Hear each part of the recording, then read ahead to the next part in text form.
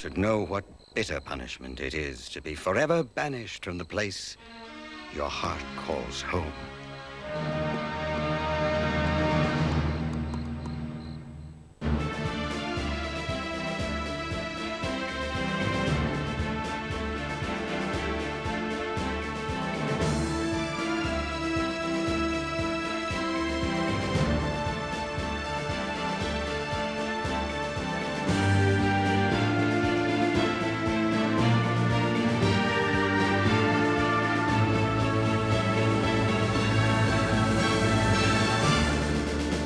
Such dramatic music. Prince Valiant is back, of course, next week here on CBBC. Thank you, Ed. Stand by for my top show, which is Biker Grove. That's on at 5:05 this afternoon. But, Ed, what are these for? Take two.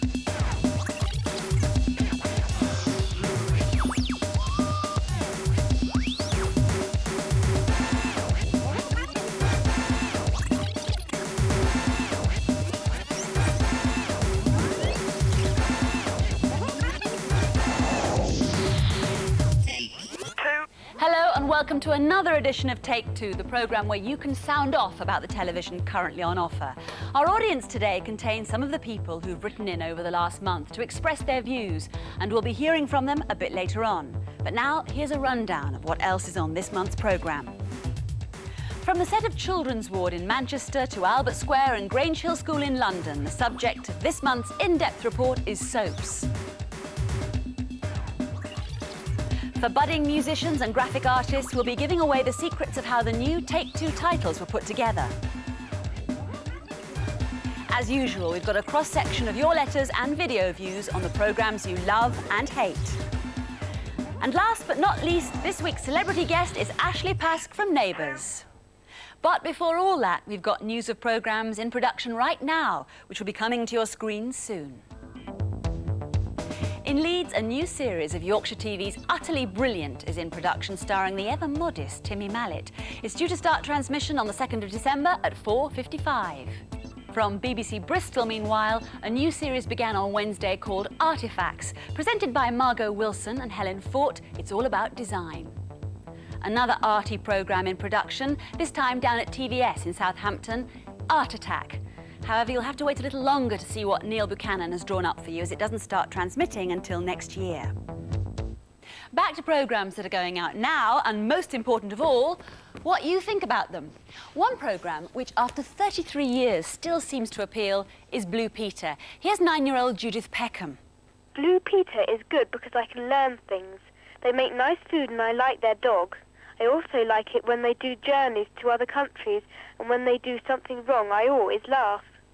But Tizzy Cornish, who's also 9, has a complaint. My worst programme's probably Blue Peter, because they always have everything done already, and they've always got all the stuff that you can never find wherever you go, like in the shops and that. Then you're ready to colour them. I've got a red one here for the front of the postbox and a black one for the back. Then you're ready to decorate it. Decorate the black bit first, and I've got lots of little bits of card that I've cut out from paper, and I've coloured each one in different colours, and I've put "To Mum" on each one, and in the corner there's a little stamp. Yvette and the Christmas card. Moving on from magazine programmes to cartoons. Here's 10-year-old Richard Fairhurst on ITV's Garfield. I don't like Garfield and Friends because there is no real story to the cartoon, and he mostly dreams about things and hardly anything happens. Damien Kay, aged 9, along with many others, disagrees. My favourite cartoon series is Garfield, because he's very lovable and silly and things. Odie's locked himself in the car, and my keys are in there. Odie, you're the dumbest dog in the world. Unlock the door, boy. Just unlock the door. I can't believe how stupid you are, Odie. Our last letter this week comes from 13-year-old Anne Smart, and it's about the new look Top of the Pops. I haven't heard of the presenters. They didn't show the top 40, and half the singers couldn't even sing live. So I think they should restore it to its original form. Hi troops, the countdown is on for the world premiere of the new $6 million Michael Jackson video, Black or White. Hot in the clubs, melting dance shoes around Europe is Rosala's new floor filler, Faith in the Power of Love.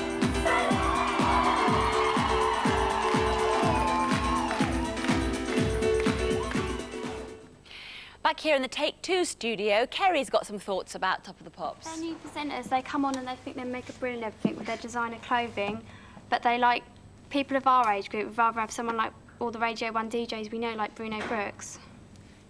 Right over here. Melanie, what are your thoughts? I prefer the new Top of the Pops because the way the bands sing live, that's where you find out if they can really sing or not.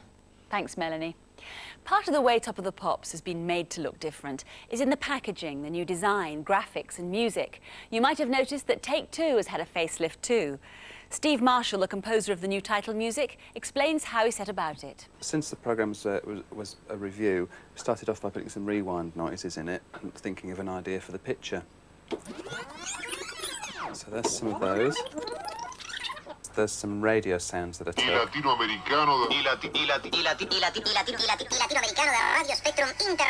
I had some record scratches as well.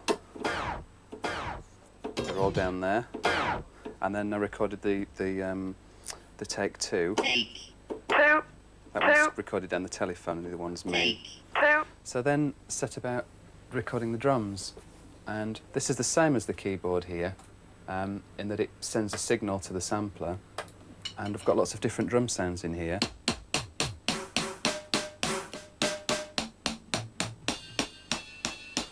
So all that's recorded into here, and then we can edit it. So that's the first sound, that's the kick drum. We can switch all these on and off, you see. There's another kick drum.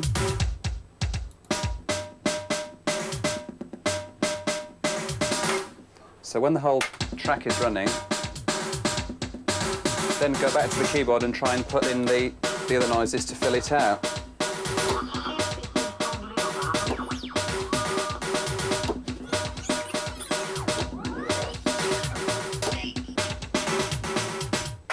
So I spent about a day making the noises in the first place, and then another day organising them into some sort of order, so it made sense. And then we put the little ident on the end of it.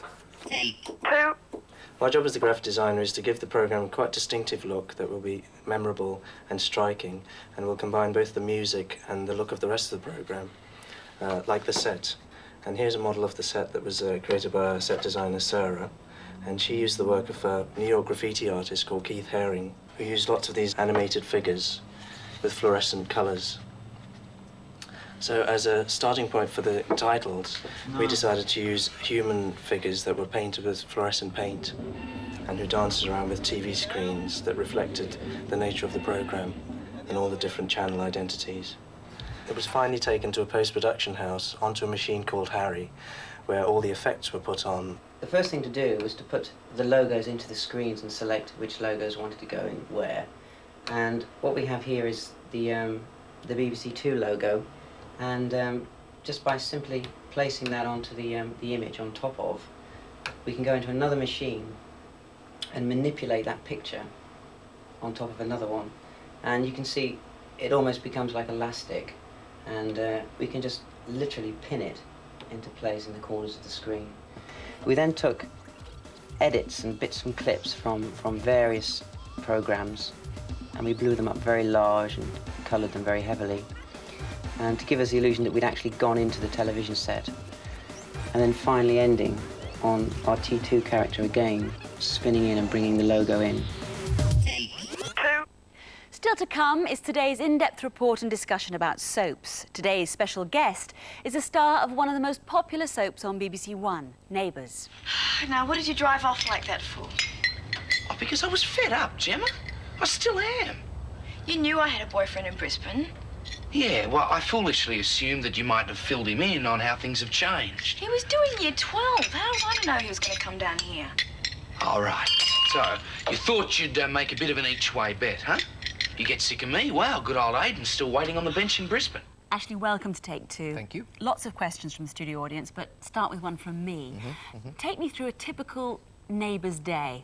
The one thing to remember is that there isn't really a typical Neighbours day. All in one day, you can have rehearsals and location, or rehearsals and studio. Okay? Now, studio is always rehearsed and then recorded another day, whereas location is rehearsed and then recorded during the same day. Location can possibly start at 6 o'clock in the morning and possibly finish whenever they lose sunlight at night. So you can have a very early start, or there are days during a 5-day week when you don't work at all. Charlotte is next. Are you at all like Matt? Am I tall like Matt or at all like Matt? I'm not at all like Matt. Matt's a mechanic, OK? I'm an actor, right? Matt lives in kind of one sort of, well, for the 2 years that you saw him, he lived in one suburban street. I've lived like in inner-city suburbs in Sydney and Melbourne, and tend to meet and socialise a whole different bunch of people than those people that Matt would meet and socialise with, and I would probably read different books and watch different films and listen to different music. So all in all, probably not a lot, no. What about the sympathetic side of him? He always seems to be a very sympathetic character. He's the one that they often turn to. He seems to have a very clear view of what ought to be done in a certain situation. Yeah. Is that like you? I'd like to consider that it was, yeah. Yeah, sure. Great. Daniel, where's Daniel? Do they show English soaps in Australia? And if so, are they as popular as Neighbours is here? Yes to the first question, no to the second question. We watch, we have EastEnders, or we did for 12 months, so I don't know if we still do. And I think people found EastEnders to be a darker show than Neighbours, and I don't think that appeals very much in Australia. So no, it's not that popular. Melanie, your question. I'd like to know what you're doing in England.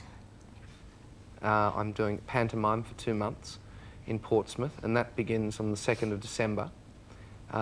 Between now and then, I'm doing a few more things like this, I guess some magazine interviews, that sort of thing. And my mum is English, so I have a dual nationality, something that's called right of abode. So I can stay and live and work here as long as I like, so I think I might even do that. Ashley, thanks for chatting. Will you stay with us, though, to talk about soaps after the report coming up? Sure, be great. Thanks very much. Well, now to that report, and it's presented by a self-confessed soap addict called Rachel Homer. Soaps are always set in a place like street, school or youth centre, where there's a base of central characters and other people come and go. Programme makers at Granada chose a hospital for the setting of their soap, Children's Ward, and they're in the studio at the moment recording their Christmas special. But are soaps realistic, or do they stretch the truth a little? You know, I'm a storyteller, so I want to tell stories that entertain people. And if we've got to bend the medical format slightly to tell that story without being too offensive, then I think we should do it. Occasionally we do have to make compromises and meet halfway. Good television viewing has got to be taken into account in a drama, whereas obviously we don't take that into account in our real hospital. Grange Hill has always been popular, but it's been attacked because of some of the subjects it covers. Is school life really like Grange Hill? I think it's like real life, but it's got to be condensed because real life is so boring. Yeah, absolutely. So, like what happens in our school in like 20 episodes normally happens in a real school over 2 or 3 years. We work quite hard at trying to reflect what the viewer wants and what the viewer and the viewer's world. But so much happens in a soap, is it not greatly exaggerated? As in all dramas, you know, you're telling hospital life in 30 minutes a week. In order to get some story point across, you have to exaggerate slightly, but that's the same as for any drama on television right across the board. This is no ordinary street. I'm at the BBC Centre in Elstree on the set of EastEnders, which for the last 6 years has never been out of the top 10 favourite programmes. We can stimulate conversation within families about topics that perhaps they may not normally have bothered to talk about, and increase public awareness as well about certain problems, certain issues. Well, when I did Grange Hill, we followed with things like bullying and things like that. When I left it, you know, they're doing things like drugs, and now they're covering pregnancy. I suppose both programmes, whether it be for children or adults, they cover social issues and try and punch a message across. Some of you say soaps are helpful in showing how to deal with certain situations, but as everyone is different and there are lots of ways to act, is this not dangerous? The programme has a very moral background to it, and all the stories that we cover, I think that they try to show the right way, you know, to act. If someone's got a problem and they see it dealt with on Grange Hill, well then perhaps they'll go for help. Otherwise they wouldn't really know where to turn to. Hopefully a higher percentage will be intellectual people who can see, yes, that's fine. But yes, there are always the few that will just go off, well, I saw it on Grange Hill, or I saw it on Children's Watch, so it must be all right to do. You look at yourself and it's like whatever your situation is at that moment, then you can look at different ways that it might be solved and choose the best that's for you, rather than how, say, Michelle did it on the television. But if viewers are running their lives from what they learn on soaps, does a lot of research go into them? With the really serious stories, we do research them quite heavily before we even think about doing them. Any major issue we tackle, we research it incredibly carefully. We don't necessarily use one expert, we might use several, hopefully to get different opinions about different aspects of whatever we're covering. What about black people? Are they represented realistically in dramas and soap operas?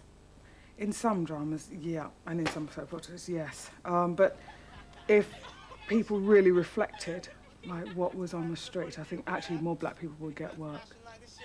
And more black people would be used in communities, as it really is. Yeah, that they represent them well in Grange Hill. Well, I mean, in other programmes, I don't think they are really.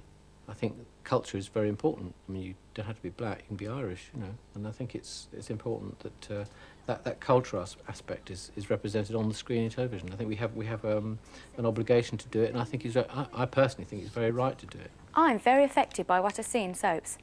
I was in tears when Kerry died in Neighbours.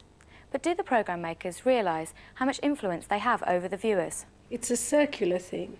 We are influenced by what happens outside, and perhaps in some ways we have an effect on the way people think about things. But we don't set out to preach, we don't set out to change people's opinions. We are telling stories. That's what drama's about. I think people will do what they want to do, whatever you show them. It is for entertainment. I mean, television is for sitting down and watching, isn't it? I mean, we're not showing you how to run your life for you, do you know what I mean? I think everybody's got their own mind and they watch it, and it's a television show. You switch it on and you turn it off at the end of, half an hour. I mean, I don't think it makes you want to go out and kill people or go and take drugs or whatever at all. I think that this is rather exaggerated, the influence of the media on the actions of people, and I wouldn't pretend to think that we actually made people act in a particular way. I think the positive side of them is that they're usually fairly well put together. They usually have good production teams, good writing teams, generally. And so it's quite often some of the best drama, some of the best constructed drama that you see on television. I think the negative side of soaps tends to be when people simply take them too seriously. And I think people have to remember that they're constructed, they're developed for entertainment, and they're not meant to be documentaries on how you should run your life. Rachel filmed that report over the past week, and earlier today the Take Two studio audience joined Ashley Pask and our guest experts Phil Redmond, distinguished writer of soaps and TV Superpower, and novelist Burley Doherty, to debate the questions: are soaps the best kind of drama, and do people use soaps as a model for real life? Also, people interpret soaps from their own life experiences, what's going on in their lives. I think that's where the research comes in, that's where we have to get it right. If it's an issue that's affecting you, for example, you'll want to see that we are dealing with it properly, that we're not being flippant with it, or we're not being dismissive about it, and that we actually fully understand, the subject. If you watch something like Grange Hill, it's not going to be the only thing that's going to influence your life, because you're going to listen to other people, like your parents, who have been before. If soaps aren't that important to you then, should you be worried about the issues that they're not tackling? They're missing points that you need to know to tell you what you should do and what you shouldn't do. Do you think then that there's an obligation that soaps should try to be as realistic as possible? Yeah, they should. They should be as realistic as they possibly could, so that you learn new things, like if you were taking drugs and you watched a particular programme that was dealing with drugs, like Grange Hill, then you would stop doing drugs if they did it realistically. I agree. I think the point is that if you are saying that this is a realistic situation, and kids are going to take drugs, I think that what we did in Grange Hill was that you've got to do it over 2 years, because you've got to say this is the reality of drugs, this is how kids get into drugs, these are the problems of drugs, but also this is how you can actually get off drugs. With Chrissy's pregnancy, they tackle the dilemma of her pregnancy and all decisions involved, but they should have tackled the prevention of getting pregnant first. Yeah, I mean, that's something very close to my heart, because it's actually quite difficult to do that story, because we have these kind of rules that we're supposed to follow for children's programmes. One of the big criticisms of Grange Hill, of course, is that there's no swearing in Grange Hill. Well, everywhere I go to and talk to the kids in school, they criticise it because there's no swearing, because if it was realistic, all the kids would swear. But we can't do it. Yeah, I would worry about subjects like drugs and pregnancy, teenage pregnancy, being dealt with in such a way that is, by its very nature, going to be trivial, because it's part of lots of other strands of things that are happening in the soap as well, and yet being treated in a very realistic way, so that, like in Children's Ward this week, you actually saw someone die, you know, as a result of taking drugs. OK, once you get into 9 o'clock dramas, you can start showing what life's really like, and you can start making it realistic, but it's really difficult, I think, for people to make things realistic when there's such young people watching it. Do you think they should avoid the topics altogether, or do you think that they should choose topics carefully and then deal with them well? I think they should just choose their topics carefully and deal with them as far as they can deal with them when you've got young children watching. I mean, how much can you tell an 11-year-old about drugs? And how much can you tell an 11-year-old about being pregnant when you're 16? You're 11 years old. You see what happens on Grange Hill. Are you shocked? No, people in real life are getting pregnant at 16, so I'm not shocked. That's on TV, that's what's happening. They can show it. Soap to me is like a long piece of knitting. It's like a scarf, you know, and you don't know how to cast off, and it goes on, and there's bright splashes of colour every now and again. But I don't think soap can give you the kind of depths, then, that you will get in real drama, where you are looking at one thing, one family, say, one situation at a time. I was just going to say, if you're watching a soap opera, you can actually get to know the character because you're, like, actually living their life with them. You're seeing them day in, day out. But if you're just going to watch, like, a mini-series that doesn't last very long, you don't get to know your character too well. The important thing is to offer as high-quality programmes for young viewers as we possibly can. Soap is cheap, soap is easy. Yeah, but I think it's back to choice, and it's about having a range of programmes that people want to watch. Our roundup of forthcoming programmes this month seems to suggest that real drama is alive and kicking. Sound. Blood and Honey, Tony Robinson's versions of biblical tales, continues Sunday morning at 9:10 on But First This on 2. And the whole building came crashing to the ground. Episode 2 of The Chestnut Soldier, about a boy magician and his magic snow spider, can be seen on Children's ITV Wednesday at 4:40.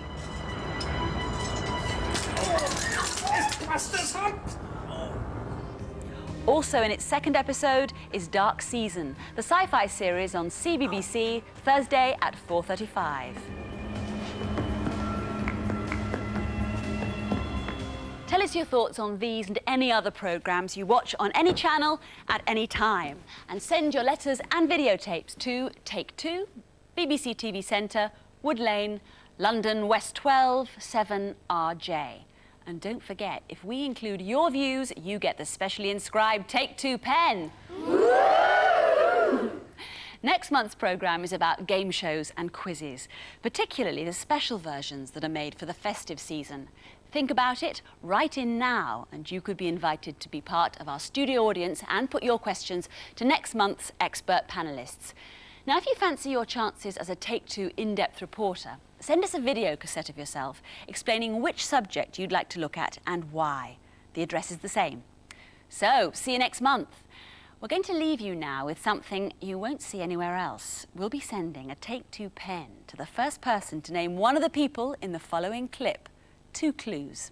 The year was 1979, and the man who devised this soap is Phil Redmond. I don't think there's just one moment when that happens to you. I think there's lots of them. Times when you say to yourself,